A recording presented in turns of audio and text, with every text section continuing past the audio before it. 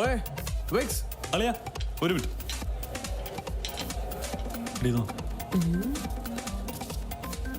ഏതാ ചുള്ളൻ? അത് നമ്മുടെ ഹരിച്ചേന്റെ ബ്രദറാ. അവര് തമ്മിൽ അത്ര നല്ല സുഖത്തിലല്ല. പക്ഷെ ആ ആളെയും വിചാരിച്ച നിന്റെ കുറെ പ്രശ്നങ്ങൾ തരും. എങ്ങനെ? അവനൊരു റെക്കോർഡിംഗ് സ്റ്റുഡിയോ നടത്തുന്നുണ്ട്. വല്ല ട്രാക്കും പാടാൻ ചാൻസ് ഇട്ട് നിനക്കതൊരു ഗായിക ആയിക്കൂടെ? അലിയ, അത് നടക്കോ? നടക്കുമോ എന്ന് എനിക്കറിയില്ല, പക്ഷെ കൊടുക്കേണ്ടി വരില്ല. മുനീർ, സോറി ഈ തിരക്കിനിടെ നിന്നെ ഡിസ്റ്റർബ് ചെയ്യണമെന്ന് കരുതി. ഇതൊക്കെ എന്ത് തിരക്ക്? നീ ഒരു ചായ കുടിച്ചിരിക്കും, ഞാൻ അപ്പോഴേക്ക് പണിയൊക്കെ ഒന്ന് തീർത്തിട്ട് വരാം. അതെ, അവിടെ പ്രശ്നമൊന്നുമില്ലല്ലോ. എന്ത് പ്രശ്നം? നീ ഒന്ന് വന്ന് ഹരിച്ചേന്റെ അടുത്ത് സംസാരിച്ച തീരാവുന്ന പ്രശ്നമേ അവിടെ ഉള്ളൂ. നമുക്കും കുറച്ച് വാശിയൊക്കെ വേണ്ടല്ലേ? പിന്നെ എന്ത് പറയുന്നു നിന്റെ ലിവിൻ ഗേൾ ഫ്രണ്ട്? പറച്ചില് പറവാ. പിന്നെ അതെ, ഇത് കേരളമാണ്. അവനവന് കിട്ടാത്ത ജിലേബി വേറെ ആരെങ്കിലും കഴിക്കുന്ന കണ്ട ഇഷ്ടപ്പെടാത്ത ഒരുപാട് ചേട്ടന്മാരുണ്ട് ഇവിടെ. അതുകൊണ്ട് തിന്നുമ്പോ സൂക്ഷിച്ച് തിന്നണം.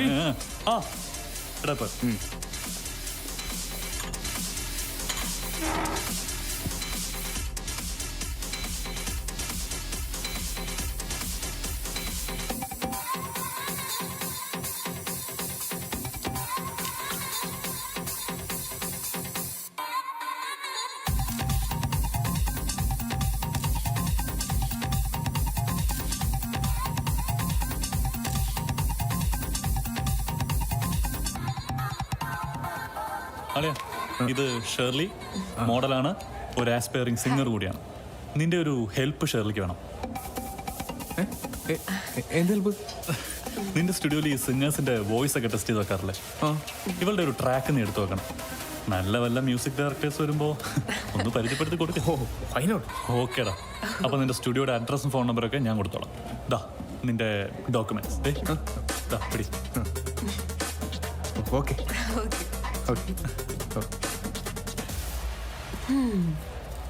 അലിയൻ സ്മാർട്ടാ അല്ലേ? കെട്ടിപ്പോയി മോളെ. അയ്യോ പൊട്ടി. പറ്റില്ല ടോവി, എന്നെ കൊണ്ട് പറ്റുന്ന തോന്നില്ല. പറ്റും, നമുക്കൊന്നും ട്രൈ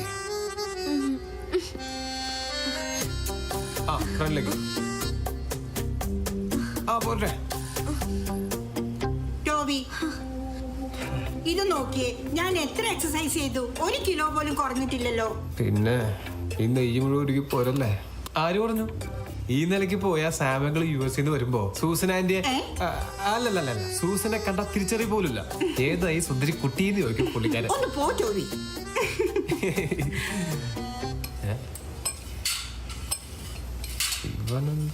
ഇവട്ടെ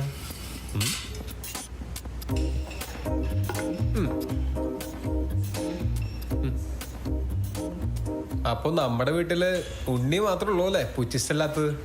പുച്ചിഷ്ടോ? എന്തുട്ടത്? അതറിയില്ലേ?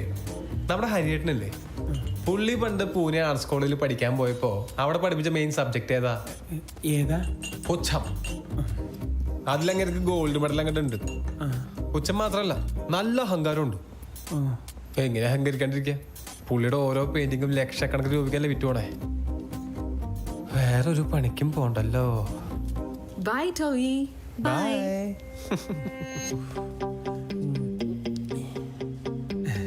എന്തായാലും ഒരു കാര്യത്തിൽ എനിക്ക് ആശ്വാസമുണ്ട്.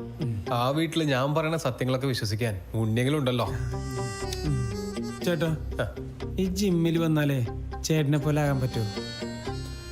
ശരീരത്തിന്റെ കാര്യത്തിലോ അതോ? 2 കാര്യത്തിലും. സി ഉണ്ണി, എന്നെ പോലെ സുന്ദരനാവുക എന്ന് വെച്ചാ അത് നിനക്ക് തൽക്കാലം നടക്കാത്ത കാര്യമാണ്. പിന്നെ ബോഡി ബിൽഡ് ചെയ്തെടുക്കാനും ടൈം എടുക്കും. പിന്നെ ബാക്കിയുള്ള കാര്യങ്ങൾ അതിന് ചില ആൾപ്പുഴയിലൊക്കെ ഉണ്ട്. അയാൾ ഇപ്പോഴും എന്താ? അത് ശരി, അപ്പൊ അതാണ് വേണ്ടത്. നീ ആളൊരു ഉണ്ണിയാണല്ലോ. ഒരു പണിയായി, ആദ്യം നിന്റെ ഈ ഓഞ്ഞ മുണ്ടും കൂറ ഷർട്ടൊക്കെ ഒന്ന് മാറ്റണം. എന്നിട്ട് എന്നെ പോലെ ഇത്തിരി സ്റ്റൈലിഷ് ആവണം.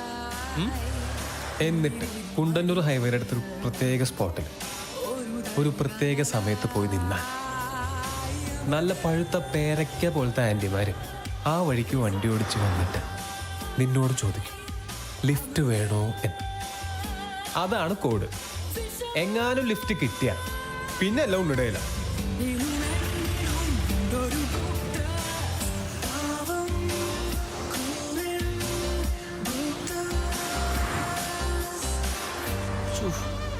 മനുഷ്യനൊരുക്കി ചാവുന്ന തോന്നുന്നു.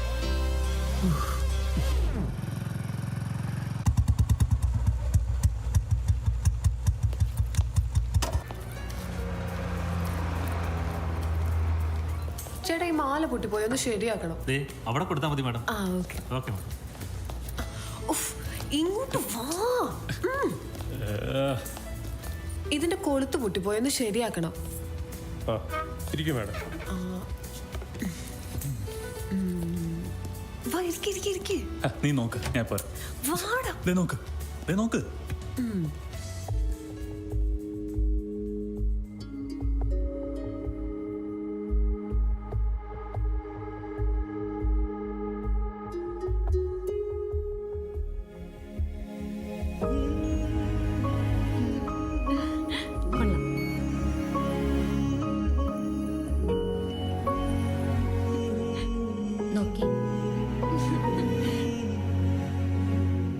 ഇതിനെത്രയാ വില? 6000. ഞാൻ അടുത്ത ആഴ്ച വരാവേ. Okay madam.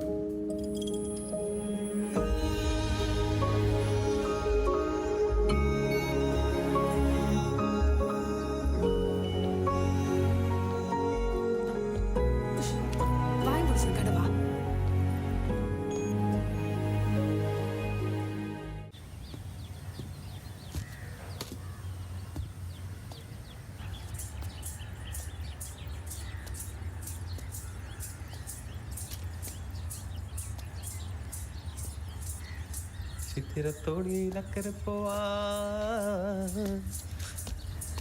ഹരിയേട്ടാ, എനിക്ക് ലെറ്റർ വല്ലതും ഉണ്ടാ? ആന്റിമാരിപ്പോ പോസ്റ്റ് വഴിയാണോ നിനക്ക് ലെറ്റർ അയക്കുന്നത്? ആക്കല്ലേ, ഇതാ ഡാൻസ് ടീച്ചർക്കുള്ള ലെറ്റർ ആണല്ലോ. ഇതെങ്ങനെ ഇവിടെ വന്നു? ആ സാറല്ലേ, ഉണ്ണിയുടെ കയ്യിൽ കൊടുത്തു വിട്ടേക്കാം. ഹരിടാ. ആ അതെ, ഞാൻ ഇന്ന് വരാൻ കുറച്ച് ലേറ്റ് ആവും. വാതിലുള്ളിൽ നിന്ന് കുറ്റിയിടരുത്. നീ അവനെ കണ്ടോ? അഭിയല്ലേ, അവനെ കാണുകയും ചെയ്തു, ആ ഡോക്യുമെന്റ്സ് കൊടുക്കുകയും ചെയ്തല്ലോ. അവന് സുഖാണോ? ദേ ഈ മെലോ ഡ്രാമയൊക്കെ നിർത്തി നിങ്ങൾക്ക് അവനെ ഒന്ന് ഫോൺ ചെയ്തൂടെ? അതങ്ങനെ വാശിയല്ല രണ്ടെണ്ണത്തിനും. വാശി നല്ലതല്ലേ? ഞാൻ പോവാ.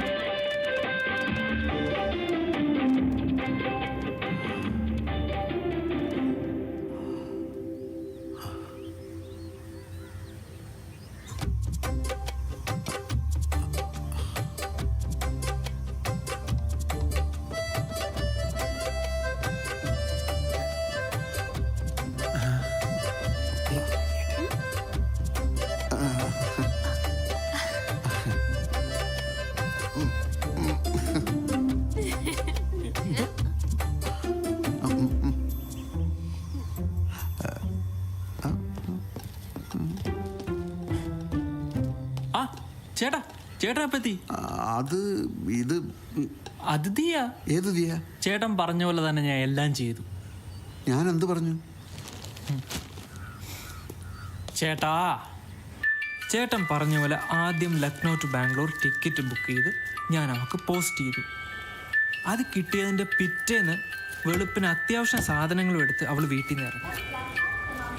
അവിടുന്ന് നേരെ റെയിൽവേ സ്റ്റേഷൻ, അടുത്ത ട്രെയിനിന് ബാംഗ്ലൂർ, ബാംഗ്ലൂരിൽ നിന്ന് ബസ്സിന് എറണാകുളം. എന്നിട്ട് രാവിലെ തന്നെ ഞാൻ സ്റ്റോപ്പിൽ ചെന്ന് വെയിറ്റ് ചെയ്തു. എങ്ങനുണ്ട്? എടാ ടോവി, അരുണ ആ ഹിന്ദിക്കാരി പെണ്ണിനെ ശരിക്കും വിളിച്ചിറക്കി കൊണ്ടുവന്നടാ. ഇപ്പൊ വീട്ടിലുണ്ട്. നമ്മളിനി എന്ത് ചെയ്യും? ആഹാ, അത് അവളായിരുന്നാ? ഞാനിപ്പോ തന്നെ ചാല മാർക്കറ്റിൽ പോയിട്ട് നമ്മുടെ ഇബ്രാഹിംകുട്ടിയുടെ കടയിൽ നിന്ന് അന്ന് പറഞ്ഞ നെല്ലിക്കില്ലേ, അത് വാങ്ങി കടിച്ചു നോക്കിട്ട് പറഞ്ഞാൽ മതിയാ. ടോവിനോ, ശവത്ത് കുത്തല്ലേടാ. പിന്നല്ലാണ്ട് ഞാൻ എന്തെങ്കിലും പറയുമ്പോ നിങ്ങൾക്കൊക്കെ എന്തൊരു പുച്ഛായിരുന്നു. ഇനിയിപ്പോ ഒന്നും നോക്കാനില്ല. ഒരു മൂത്ത ചേട്ടന്റെ സ്ഥാനത്ത് നിന്ന് രണ്ടിനെയും വേഗം പിടിച്ച് കെട്ടിക്കാൻ നോക്ക്. പിന്നെ ആ തിരുക്കർമ്മം ചെയ്യുന്നതിന് മുമ്പ് വീരകാമകനോടൊന്ന് ചോദിക്കണം, പെണ്ണിന് 18 വയസ്സ് തികഞ്ഞോന്ന്. എടാ, അവൾക്ക് 18 വയസ്സായല്ലേ? ഒരു 18 മാസം കഴിഞ്ഞാലേ 18 വയസ്സാകൂ. ആ എടാ ടൊവിനോ, 18 എന്ത്? കുറച്ച് സമയമെടുക്കും. ഇപ്പൊ കിളി പറഞ്ഞാൽ ശരിയാവില്ല. ടൊവിനോ, പ്രായം തികഞ്ഞിട്ടില്ലടാ. സന്തോഷം. എന്തായാലും ഒരു പണി, നമ്മുടെ കാക്കനാട് സിഗ്നലിന്റെ അടുത്ത് എൻ്റെ ഒരു അങ്കിളുടെ വീടുണ്ട്. അതിന്റെ താക്കോൽ എൻ്റെ അല്ല, പുള്ളി ഖത്തറിലാ. അവിടെ വലിയ ആളൊന്നുമില്ലാത്ത സ്ഥല. തൽക്കാലം രണ്ടിനോടും അവിടെ പോയി നിന്ന് സുഖിച്ചോളാൻ പറ. ഇങ്ങോട്ട് വന്നേ. ശരിക്കും നിന്നോട് സ്നേഹമുള്ളതുകൊണ്ട് പറയാണ്, 18 വയസ്സ് തികയുന്നതിന് മുമ്പ് ആ സാധനത്തിനെ പുറം ലോകം കാണിച്ചാൽ നിന്നെയും കൊല്ലി ഞാനും ചാവും. ഒരു കാലത്തും നീ എനിക്ക് ഫോൺ ചെയ്യരുത്. എന്തെങ്കിലും ആവശ്യമുണ്ടെങ്കിൽ ഞാൻ ഇങ്ങോട്ട് വന്നോളാം. മനസ്സിലായല്ലോ? മനസ്സിലായി.